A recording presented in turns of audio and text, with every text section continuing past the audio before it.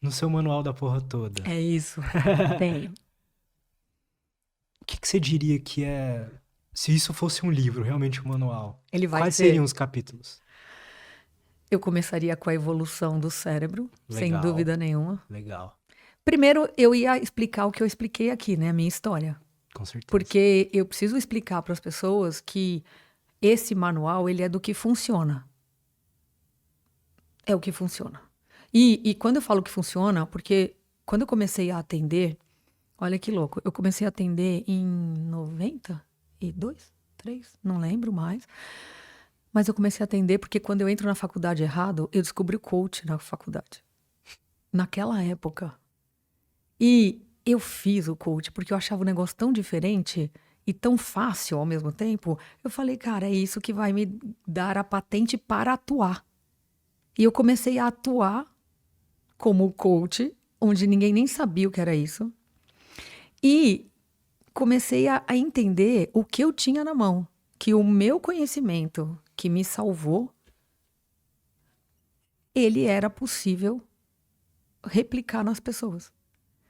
Eu podia orientar as pessoas, tanto que eu mudei o formato do coach também, porque eu só faço o que funciona. Total. O coach, não sei o de hoje, não sei se é igual, mas o coach, ele é assim: você estabelece uma meta, que pode ser qualquer uma, e toda a formatação da sessão vai ser só a base de pergunta para ir te aproximando dessa meta. Então, por exemplo, você fala assim: ah, quero trocar de carro no final do ano. A meta é essa. Já entendi a meta, eu começo. Como você pensa em fazer isso? Aí você responde. E cada vez que você responde, eu faço outra pergunta. E você vai pensando sobre isso. Em termos de lógica e raciocínio, super funciona. Qual é o problema do coach? O problema do coach é que, como só pode perguntar, chega uma hora que eu falo assim, tá, e o que mais você vai fazer? Aí você fala assim, ah, mais isso. E o que mais? Ah, isso aqui. E o que mais? Aí você fala, pô, eu não sei mais o que mais. Tá, e se soubesse, qual seria? Aí vira um inquérito policial, entendeu? E Uhum, aí, nessa hora, eu já entendia que a pessoa respondia qualquer coisa só pra eu parar de falar. total. Então, já não funcionava. Então, eu mudei a forma de lidar com isso. E eu comecei a ter resultado. Resultado. E foi assim que eu comecei lá atrás. E era engraçado porque eu imaginava que em algum momento o meu conhecimento sozinho não ia ser suficiente para dar conta das coisas que viriam. Mas sempre deu. Eu só vou buscar as outras patentes porque uma vez eu sou muito à base do desafio. Como eu te falei, eu adoro experiência e eu adoro desafio. Uma pessoa virou para mim e falou assim: mas é meio perigoso isso, né? E se no meio das perguntas alguém faz alguma coisa e você não é psicóloga, como é que você vai cuidar disso? Aí eu falei: olha, ele tem um ponto aí, né? Então o que que eu fiz? Fui fazer psicologia. Mas bem depois. E aí, depois todo mundo virou coach. Eu falei: não, não posso mais, né? Essa patente já tá ultrapassada. Jesus. Aí depois todo mundo virou psicólogo, aí depois todo mundo hoje virou neurocientista, depois eu tô criando um título novo agora. Então, e tudo bem, né? Tô brincando com isso, mas o mais interessante é que eu consegui entender que realmente o manual da porra toda funciona para qualquer pessoa. Isso é incrível, porque imagina, eu tô com 54 anos, eu tenho atendimento de todos os tipos, espécies, pessoas e tal. Então, foi super validado. Me conta um pouco dos princípios da fundação disso tudo, assim. O que que você considera importante nesse manual da porra toda? Primeiro, conhecer a reatividade, né? Eu sempre dou esse exemplo, briga de trânsito. Olha só, briga de trânsito. O cara tá lá no trânsito, acontece qualquer coisa, xinga a mãe dele, ele reage, o outro tira um porrete, vai lá e bate nele, ele morre. Como que a gente se põe num risco desse só por reatividade? O que é a reatividade? É o que a gente herdou dos bichos. É a nossa reação de luta e fuga. Então, numa situação dessa, ele coloca tudo a perder porque ele não foi capaz de usar a racionalidade. Então, e para usar a racionalidade, a parte mais legal é faça a pergunta. A pergunta, ela gera dúvida. E dúvida gera racionalidade. Porque você vai ter Como assim?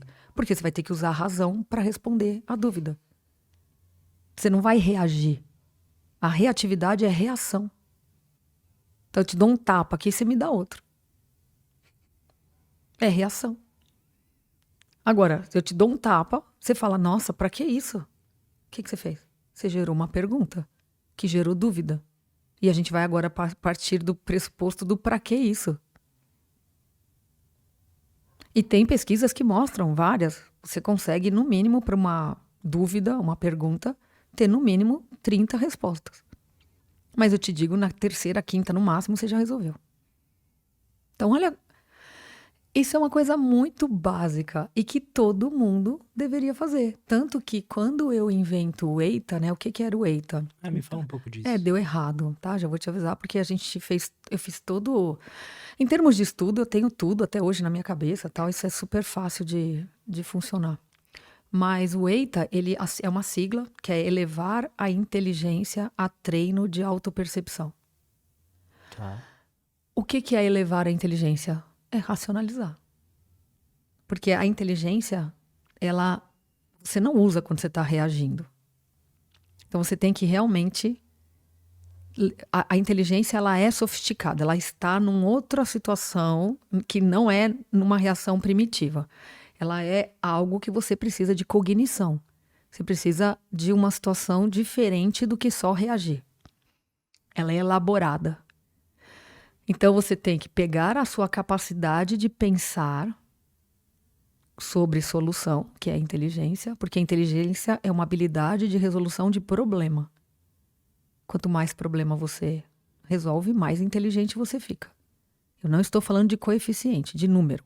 Estou falando de prática, habilidade.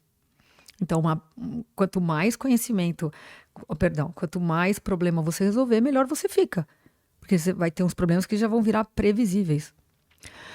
Isso é inteligência. Quando você pratica ela, você leva para um treino de autopercepção.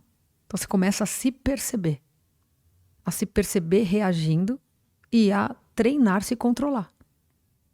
Então, por exemplo, pensa, uma mãe a criança chega da escola e na agenda está escrito assim, seu filho pegou R$10 da mochila do amigo. Ela recebeu essa informação. A primeira coisa que ela vai fazer é ficar assustada. É uma reação. Todos nós vamos reagir, mas a quantidade de tempo que a gente fica na emoção é escolha. Esse é o ponto. Então, assim, ela viu, ficou preocupada, ligou pro marido. Nossa, o nosso filho roubou. Ela já inferiu, ela pôs roubou. Nosso filho roubou R$10 da carteira do amiguinho. Aí, o pai que toma um susto também, e sempre, é uma situação, uma hipótese, tá? Pode. Ele vira e fala assim, deve ter puxado seu irmão. Aí, não, quer dizer, Não, a gente tá falando de total, casal, né? total, Porque assim, total. todo mundo quer terceirizar o problema, ninguém quer assumir o risco, ninguém quer dizer o que a gente vai fazer. Total. O que a gente vai fazer? Né? Falar, puxou seu irmão. Aí ela fica brava, desliga e liga pra mãe. Liga pra mãe. Então, ó, de um problema, ela vai gerando vários. Aí ela liga pra mãe. Aí a mãe, você não sabe, aconteceu isso, você mas também eu já falei, você não educa direito esse menino. Uma crítica. Então, primeiro é o irmão, agora a mãe falando isso. Resumindo, ela não resolveu o problema. Então, o EITA era para esse tipo de situação. Para que ela entrasse no aplicativo, começasse, o aplicativo ia fazer, né, todas as perguntas que precisava para entender por que ela... Né, primeira pergunta, o que te levou a acionar aqui? Meu filho, tal. E aí a gente ia fazer pergunta. O que a gente estaria fazendo? Treinando a lógica do raciocínio dela. Para ela sair da emoção. Cada vez que ela usasse isso, por exemplo, se ela usasse 3 vezes, o cérebro dela já aprenderia a racionalizar, em vez de ficar na reação e gerando desespero ou gerando, cascateando o problema, entendeu? Total.